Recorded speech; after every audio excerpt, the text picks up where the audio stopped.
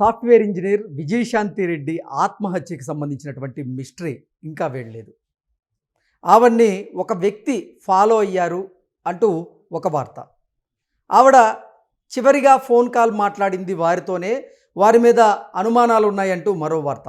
ఇలా రోజుకొక వార్త, రోజుకొక కోణం ఈ ఆత్మహత్య కేసులో బయటకు వస్తున్నటువంటి నేపథ్యంలో అసలు విజయశాంతి రెడ్డి ఆత్మహత్య కేసులో మిస్టరీ వీడుతుందా లేదా, ఆ కేసు పరిణామం ఎక్కడి దాకా వచ్చిందనేది మనం పూర్తి స్థాయిలో విశ్లేషణ చేసుకుందాం. ప్రస్తుతం మనతో పాటున్నారు ప్రముఖ సామాజికవేత్త, ప్రముఖ రాజకీయ విశ్లేషకులు కృష్ణకుమారి గారు మనతో ఉన్నారు. వారితో మాట్లాడదాం. మేడం నమస్తే. నమస్తే.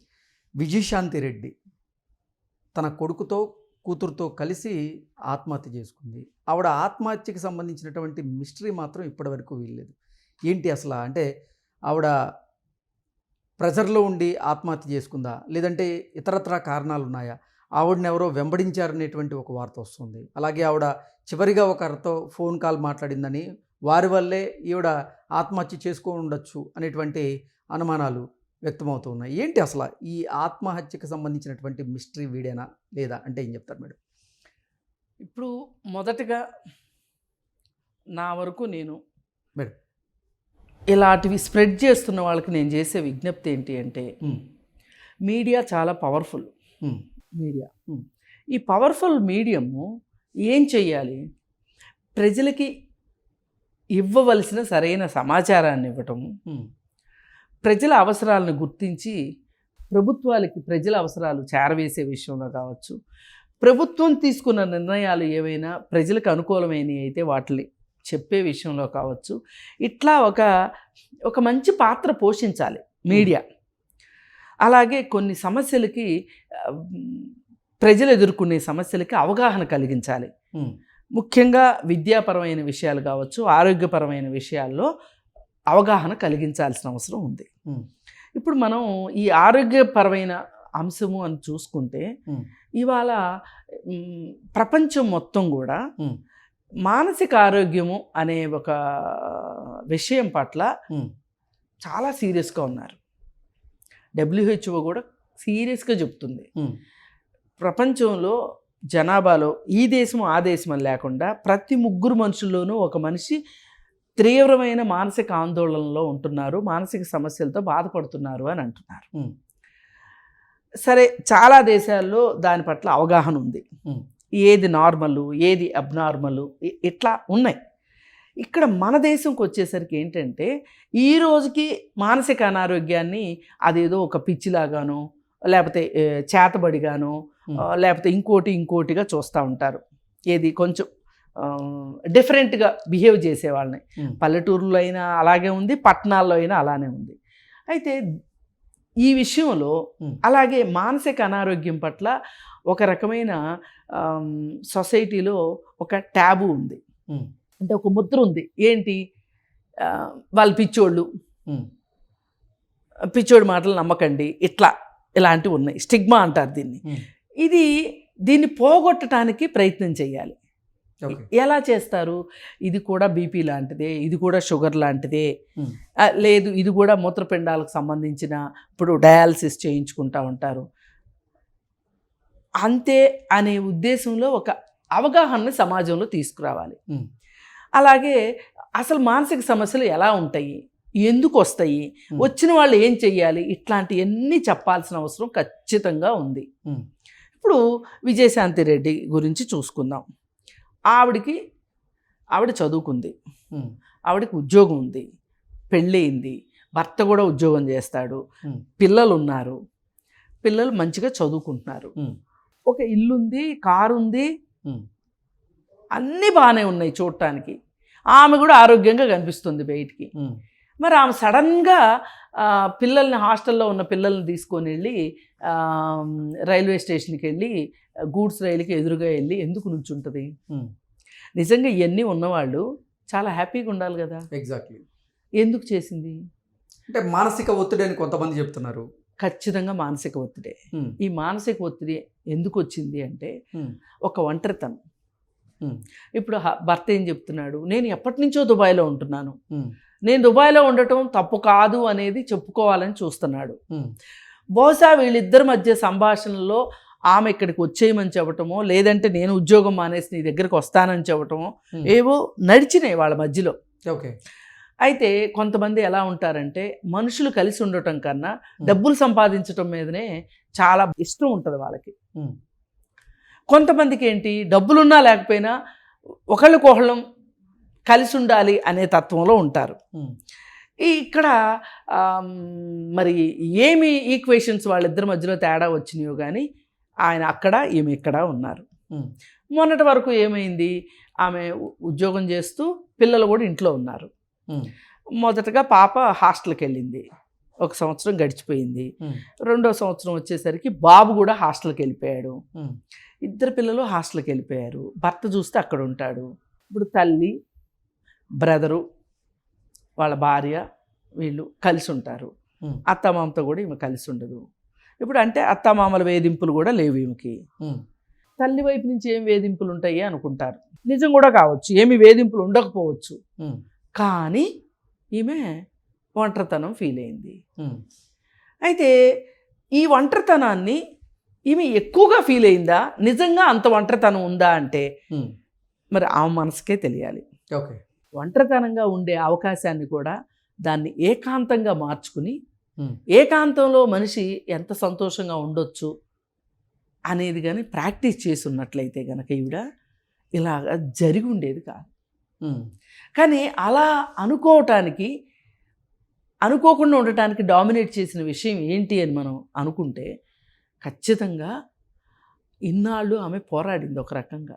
భర్త ఇక్కడ లేడు, డబ్బులైతే పంపిస్తున్నాడు. ఎవరో ఒక మెసేజ్ కూడా పెట్టారు సోషల్ మీడియాలో, భర్త జీతం కూడా ఆవిడ అకౌంట్లోకి వస్తుందంట, అద్దెలు వస్తాయంట, ఈమెకు 1,50,000 జీతం అంట, అయినా ఇంకా ఏంటి అని. డబ్బు ఎప్పుడూ కూడా, డబ్బు మనకి ఒక మేరకు మనకు సంతోషాన్ని ఇచ్చే మాట వాస్తవమే, కానీ డబ్బే అన్నీ ఇచ్చే కాడికి చాలామంది సంతోషంగా ఉండాలి. డబ్బులున్న వాళ్ళందరూ కూడా సంతోషంగా ఉండరు, డబ్బులు ఖర్చు పెడతారంతే.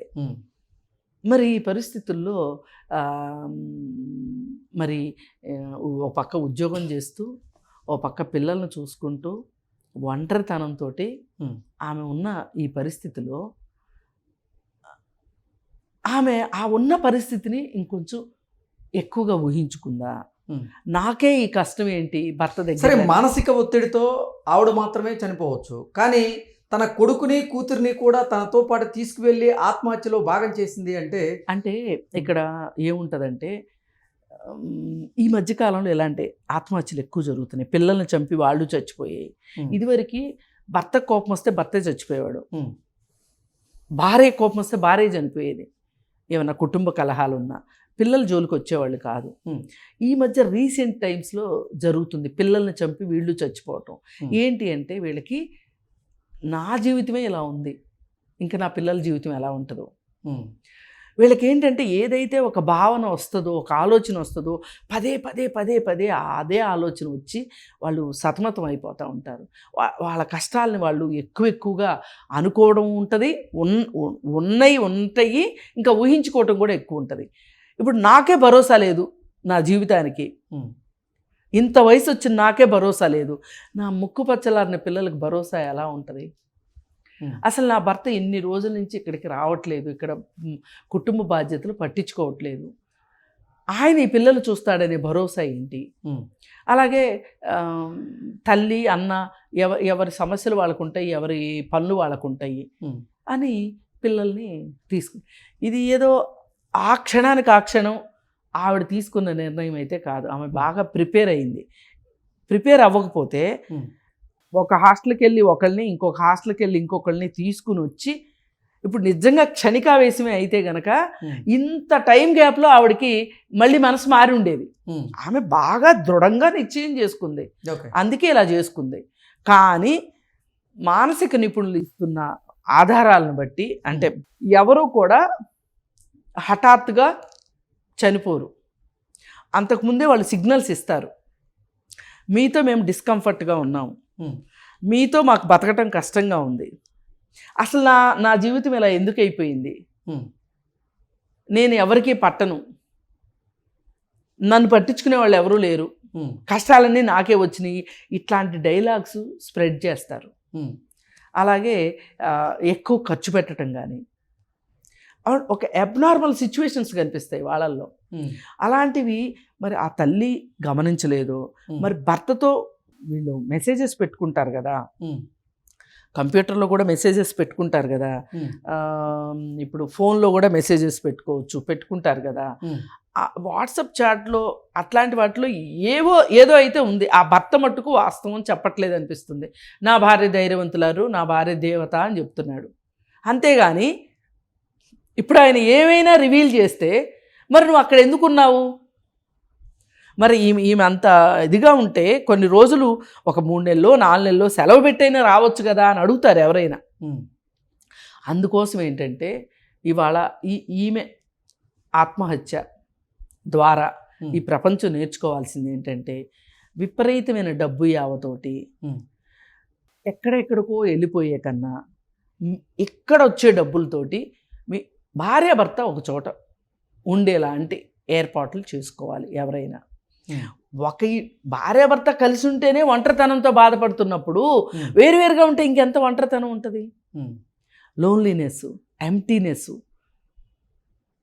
ఇప్పుడు పైకే కారులో తిరగడము, మంచి బట్టలు వేసుకోవటము, పార్టీలకు వెళ్ళడము, సినిమాలకు వెళ్ళడము, హోటల్స్కి వెళ్ళడము, నగలు కొనుక్కోవటము, ఇవన్నీ పై మెరుగులే. లోపల చాలా ఎంప్టీగా ఉంటుంది. ఒక హాలో బ్రిక్ లాగా, చుట్టూ గోడ, మధ్యలో ఖాళీ. ఇది పరిస్థితి. అందుకోసం ఏంటంటే ఇవాళ కుటుంబ వ్యవస్థ కూడా ప్రమాదంలో ఉంది అనేది అర్థమవుతుంది.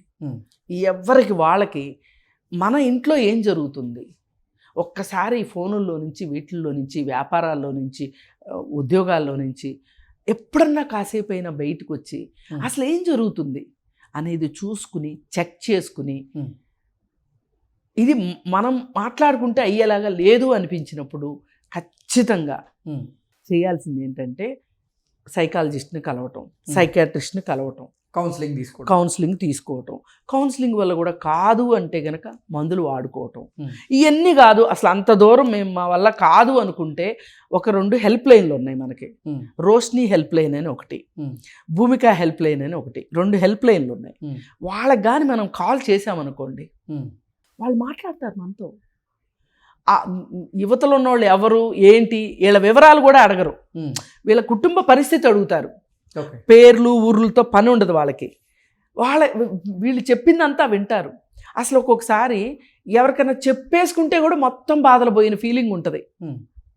అప్పుడు వాళ్ళు ఇది ఇలా కాదండి, మీరు ఇంకా అంటే మేము మీకు చేయగలిగిన దానికంటే ఎక్కువ సమస్యలు మీరు ఉన్నారు, మీరు పలానా చోటకి వెళ్ళండి అంటే సైకాట్రిస్ట్ దగ్గరకో సైకాలజిస్ట్ దగ్గరకో వెళ్ళమంటే వెళ్ళొచ్చు.